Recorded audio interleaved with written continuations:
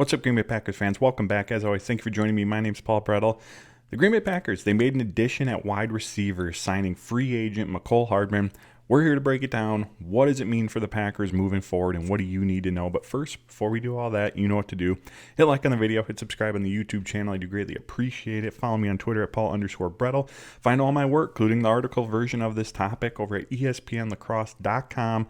And my Wisconsin sports radio fans, Packers, Brewers, Bucks, Badgers, download the 105.5 ESPN Lacrosse app, all your Wisconsin sports radio needs. So like I said, as I'm sure you heard, Green Bay Packers are signing free agent wide receiver Mecole Hardman. This is a one-year deal. We do not know the contract specifics at this time. However, I'm going to guess it's a pretty, given how the Packers operate, I'm going to guess that it's not one that's going to break the bank by any means. A fairly team-friendly one is going to be my guess on this, but we'll see in that regard. However, Mecole Hardman, he's a second-round pick in the 2019 NFL Draft by the Kansas City Chiefs, and that's where he spent the bulk of his career in 2023 as a free agent at that time. He did initially sign with the New York Jets, but was traded back to Kansas City prior to that season's trade deadline. So again, most of his career has come with the Kansas City Chiefs, and offensively, the last few seasons, he's played a relatively small role. During this 2-year span, again, once 2023-2024, he's caught 32 of 43 passes, so been a reliable pass catcher, but again, not a ton of targets by any means. It's about 21, 22 per season. His average is 8.4 yards per reception. He did miss some time this past year with an injury. Hardman's best season, his most productive season in the NFL, came in 2021 when he caught 67 passes for 114 yards and had 3 touchdowns. Now, of course, playing with the Kansas City Chiefs, he's bringing a lot of big game experience to this Green Bay Packers offense, to this Packers team. And of course, as I'm sure most remember, he caught the game-winning touchdown in the 2023 Super Bowl against the San Francisco 49ers. And Patrick Mahomes said about Mecole Hardman, he's always ready for the moment. So Hardman can play both on the slot and the boundary. The bulk of his snaps last year came on the boundary, but again, plenty of slot experience, and we know that ability for the receivers to move around the formation, play inside and out. It's an important element to Matt LaFleur's offense. Now, what Hardman brings to the table skill set-wise, coming on to Georgia in 2019, he ran a 4.33 40-yard dash, so brings some really a lot of speed, I should say, to this Packers offense, and that's an element that they're missing to a degree.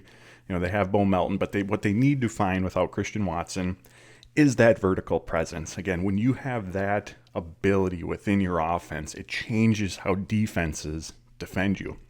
If defenses are concerned about your ability to stretch the field, all of a sudden, you know, there's more space underneath to operate, right? There's more opportunities over the middle of the field because they're spaced out trying to protect against the big play. It may even provide a boost in the running game because there's just fewer defenders around the line of scrimmage. However, if defenses don't respect that element, then the opposite's true.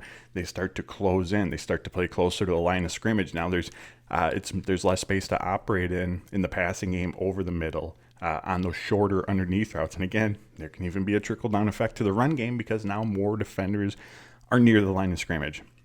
So the Packers have to find a way to add that element to this offense while they are without Christian Watson. Again, that's a big priority this offseason at the receiver position beyond just where the focus on the outside is lied with who's going to be wide receiver one, right? Who's going to take that step forward? They need to find that vertical presence. And speed-wise, again, 4.33 speed, Mecole Hardman can potentially bring that element to this Packers offense.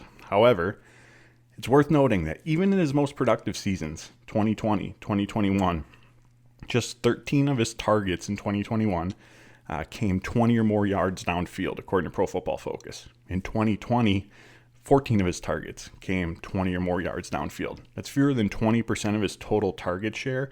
Each of those seasons came on downfield attempts. So within the Kansas City offense, his speed, again, not to say that he can't provide the vertical element, not to say that Matt LaFleur won't attempt to get him involved in that capacity, but just looking at what he's done in his career, even during his most productive seasons, it's not as if he was this true vertical threat where that's what he's asked to do. Instead, the Chiefs used his speed around the line of scrimmage, right? The bulk of his targets came within 10 yards of the line of scrimmage or behind the line of scrimmage. He also has 39 career carries. Getting him the ball quickly in space where that speed, that yards after the catch ability can take over, can be on display. That's where the Kansas City Chiefs primarily used Mecole Hardman's speed and within their offense. So again, that isn't to say he can't be that vertical presence for the Packers. We have to see how Matt LaFleur wants to utilize him and if they want to take advantage of his speed in that capacity. And again, being a successful downfield presence, obviously the speed's an important part of it, but it's not the only thing either. So are those other abilities, skill sets that come with filling that role? Can Hardman provide that? I think for me right now, I don't know that it's, again, just looking at how he's been utilized in the past, I don't know that it's a guarantee that, well, there's your Christian Watson replacement till he returns. I think we have to see on that. Potentially could be, but again, what we've seen in the past, we have to see how it plays out with the Packers and if they're going to utilize him in that capacity. So what does adding Hardman to the mix mean for the Packers wide receiver room? It's depth, it's competition, right? Nobody expects this addition to be the cure-all, right? The addition that everyone was waiting for, the Davante Adams, the DK Metcalf. Obviously, this does not fit into that category, but the addition of Hardman does bolster the depth. It does add to the competition of this group for playing time, for snaps. And like we talked about previously, we spent a whole video talking about this, how competition is going to have to be the catalyst for this Packers wide receiver room when it comes to seeing improved play this season. Again, finding the true number one receiver that was out there, the Davante Adams, the T. Higgins, the DK Metcalf, that was never a very realistic path for the Packers. For one, there's just not many of those guys out there. Two, from a roster building approach in terms of the cap dollars invested into a veteran player, the draft capital given up, right or wrong, and again, we have a whole video talking about this. Go back and watch. But right or wrong, that's just not how the Packers under Gutekunst, or generally speaking, have gone about constructing a roster, particularly at the receiver position. Competition was always going to have to be the catalyst. You hope that by bringing in some additional talent, whether it's Mecole Hardman, the NFL draft, however it might be, that added competition raises the urgency, which Brian Gutekunst said he wants to see more of, not just in the receiver room, but throughout the roster. The hope is that competition raises the urgency, and then that raises the level of play, so you get more consistency. You get more of those big plays from this Packers receiver room, greater attention to detail, so there's not as many drop passes, so there's not as many wrong routes being ran. So the addition of Hardman hopefully helps fuel some of that competition. And like I said, nobody is expecting this to be a cure-all for drop passes, inconsistency, wrong routes, all of those different elements that we saw from this Packers receiver room last season, and that they're going to have to overcome.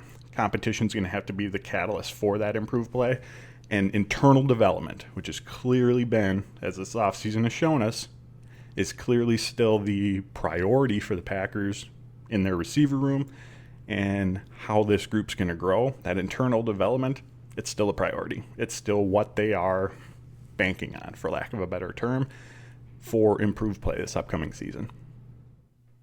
Now, where Hardman can also help this Packers defense, special teams, specifically as a return man. As we look back at his impact in these recent seasons with Kansas City, that's where his biggest impact came.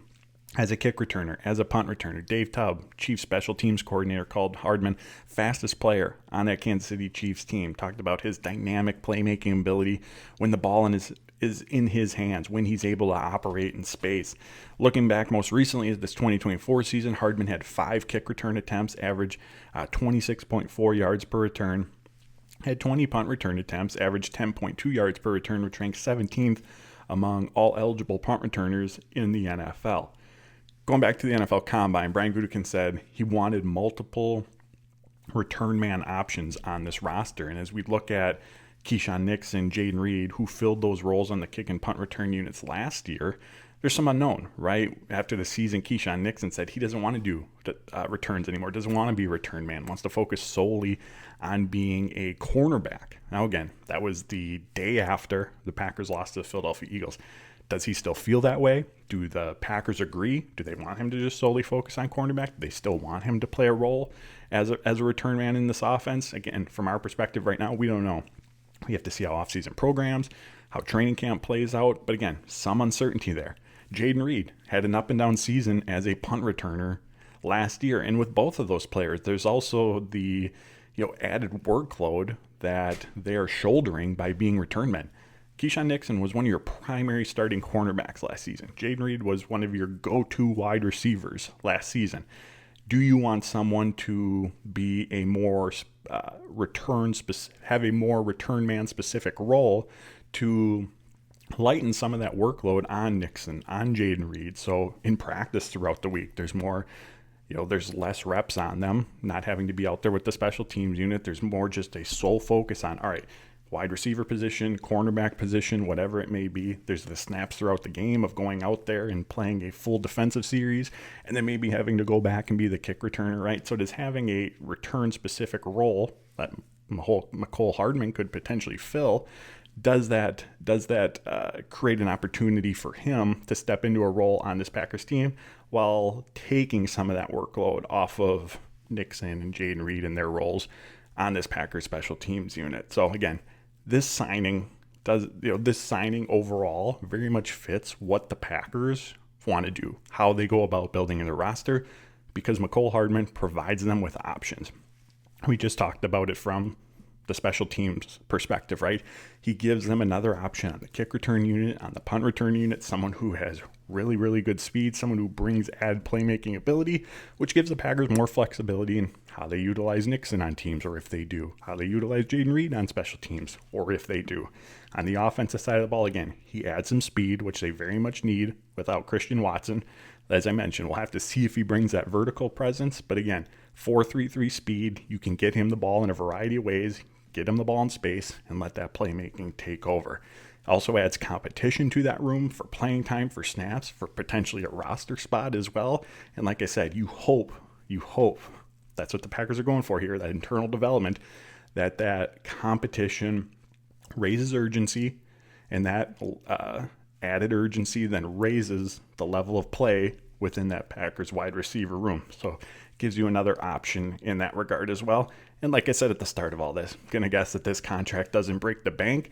I'm also going to guess that Hardman may not even be a roster lock to make the Packers 53-man roster coming out of training camp. Again, we'll have to see the contract details, but this could be one of those contracts where it's a relatively smaller amount, minimal guarantee. So if the Packers do move on from him, if he doesn't make the 53-man roster and they move on from him, I'm going to guess there would be little or minimal or none or no salary cap impact from that move.